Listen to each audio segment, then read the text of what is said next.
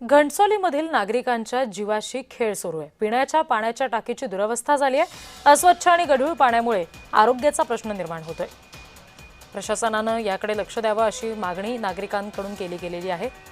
नवी मुंबईमधल्या घणसोलीमधल्या उद्यानामधली ही टाकी आहे, जिच्या पाण्याचा हा गंभीर प्रश्न समोर आलाय।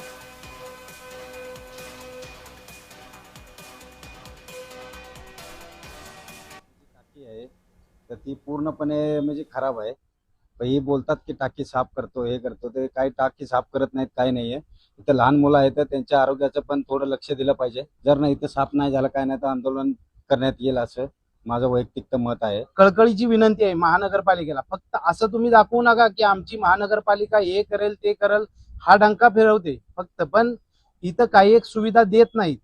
नागरिकांना त्रास होतोय, त्याची आमच्याकडून म्हणजे नागरिक म्हणून एक मी कळकळीची विनंती करतो महानगरपालिकेला की त्याची तुम्ही दखल घ्यावी आणि त्याची साफसफाई व्यवस्थित करावी। पिण्याचा पाणीचा प्रश्न आहे तो त्वरित त्या ठिकाणी महानगरपालिकेच्या प्रशासनाने त्यामध्ये त्याची म्हणजे सॉल्व्ह केला पाहिजे।